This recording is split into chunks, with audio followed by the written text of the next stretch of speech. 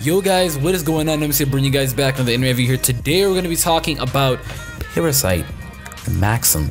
Probably the best anime of the year. It has now been put into my top 5 favorite animes. Absolutely love this anime till no end. The last episode that I reviewed onto this channel was episode 6, so now we're going to be talking about episode 7, 8, 9, and 10 because we got a day where we got 2 episodes. I really wish they could do that every single day because I love this show so much. Honestly, right now, my favorite show. It's beating the Comic Kill for me. My favorite show right now. But if you guys are enjoying the video, give the video a thumbs up.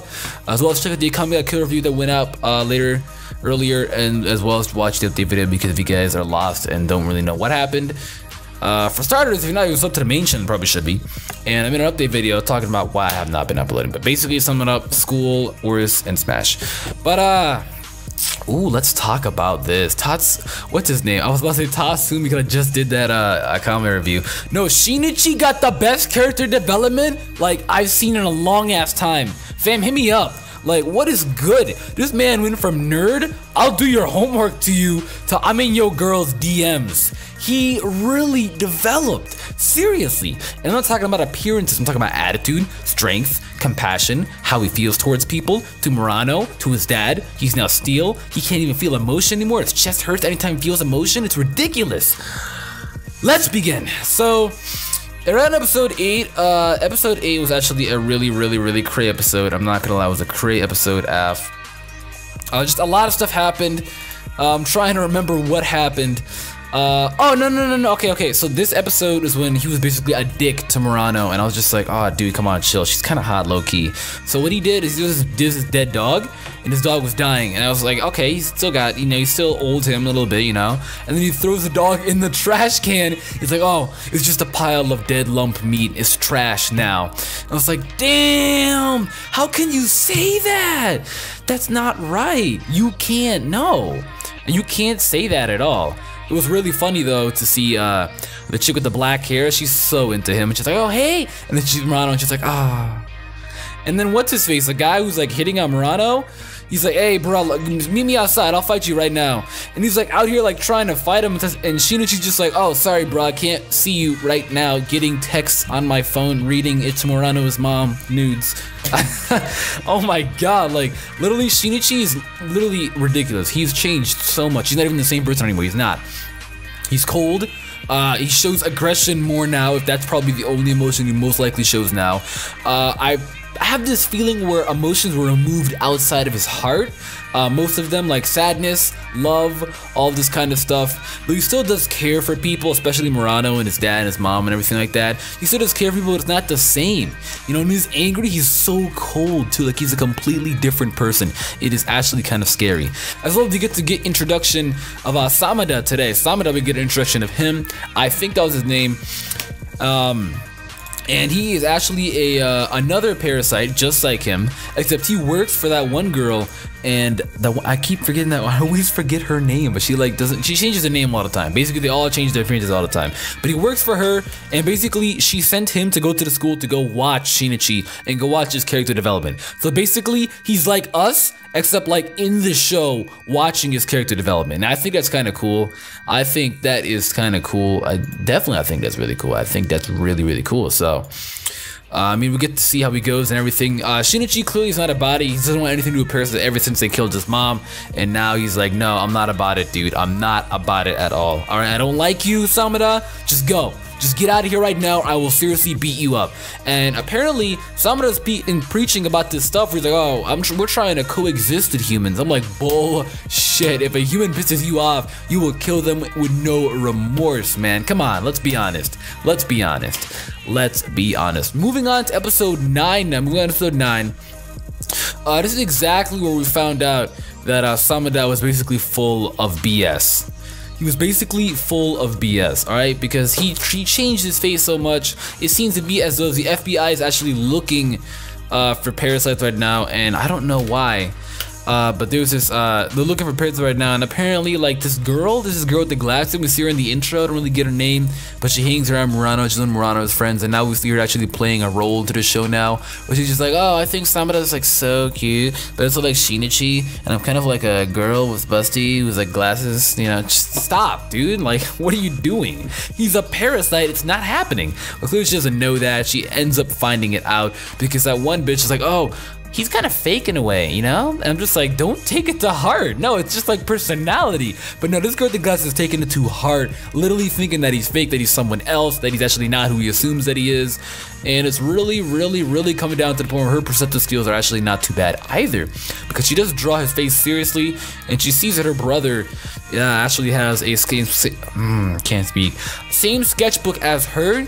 And at first I thought they were gonna get their sketchbooks mixed up to where either Shinichi or Shamada would actually see the Parasyte that her brother drew in the sketchbook, and they'd be like, oh shit, she knows about Parasytes? She's gotta go? Or I gotta be low-key, for Shinichi's perspective, and the first one from Samada's perspective. So I thought that's how it would go.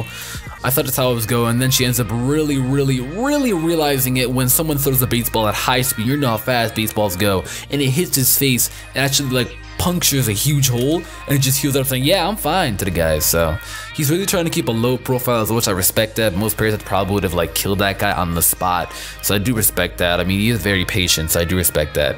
As well as the guy with the hat, I don't know his name, the thug, really pisses me off. Like, seriously, just honestly pisses me. Why is he alive? I want him to die, you know? Like, he's just pissing me off so much, you know? But like, because he wanted to get a fight with Shamada, and he's like, alright, and Shamada was literally going to kill them all at one moment right there. All at one spot, he was going to kill them right there at that very moment. It was absolutely ridiculous. He sensed the killing intent as well. I'm just like, please don't mess with this guy. You never mess with, that's literally, Shamada looks like the kind of guy that would shoot up a school. You don't mess with guys like that. So no, just back up. As Shinichi's really just showing this aggression now. He was hurting Murano when he was squeezing her too hard. He was yelling. Shinichi never did that. She's saying that, oh, I'm sorry, I got you mixed up with someone else. And oh, his name is Shimada. I'm sorry, Shimada, not Shamada. The girl with the glasses also finds out that he's someone else, and she is now invited him to our room. It's locked. The lights are off. He was now gonna kill her on the very spot. Moving on to episode 10 now.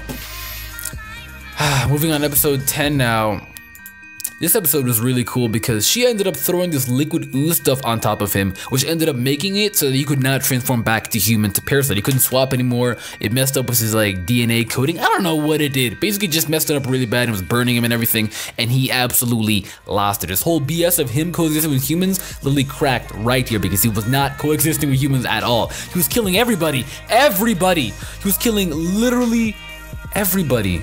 I'm not even kidding. He was literally killing everybody. He's killing the entire school, killing people, killing teachers, everybody. I'm talking about everybody. No chills. And Shinichi's witnessing all of it, and his heart really hurts because some of the people that are on the floor dead with dead bodies and blooding poor and everything and pools of blood. Those are some of his students.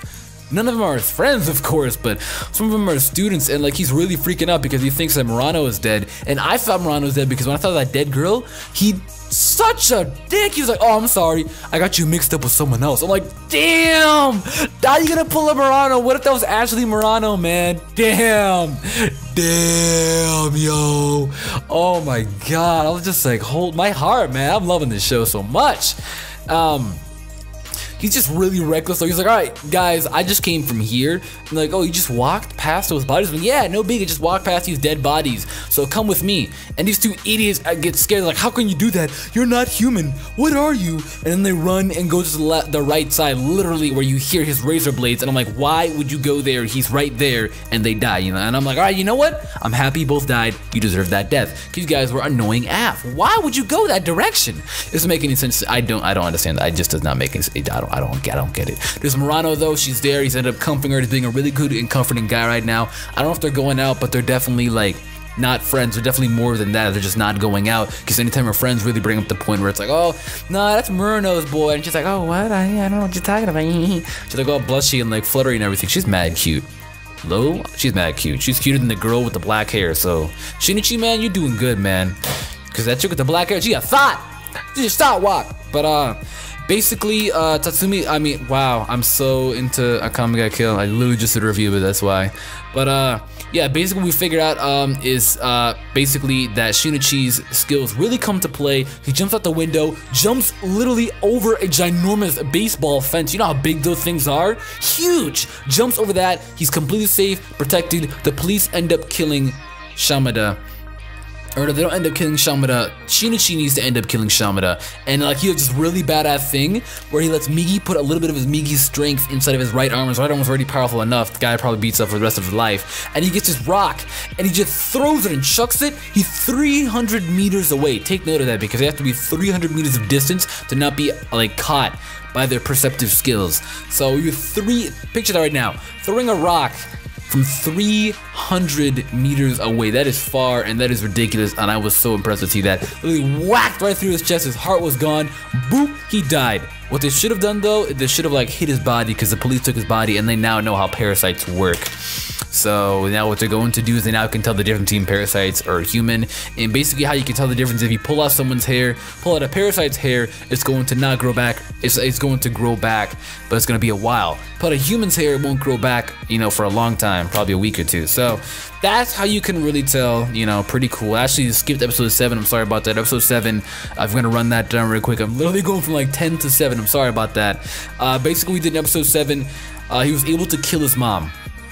He met this really cool, what he did is he basically met another parasite just like him. He was like a chubby guy. It was really funny because the parasite that, except for being on his right arm, was on his mouth and neck, and it saved his life from floating up, but it's like really funny looking, and that actually you could get caught more for that, because Shinichi all has to do is put his arm under the table. This guy's got his whole mouth and neck like that, so it's like, what's good? You can't even speak the same time that guy is speaking, unless he like gets the neck area, then he can speak at the same time, but it's pretty cool. Basically, to sum it up very quickly, Shinichi was able to come to the confidence that he was able to stand up to his mom. Well, it used to be his mom. He ended up killing his own mom. Well, it used to be his mom. The parasite took over his mom. He was dodging and weaving, bobbing and weaving, doing everything that he could, really going ham. Migi was like asleep while this was happening too, so he was doing it with all his own skills, and he was able to take out his mom. Very happy to see that the other parasite was just like Shinichi, whose name was Parasyte, and someone else was able to live. I thought he died, but he lived, and I was really happy to see that. Really was. Great guy, very funny, had some comedic value to this very dark show.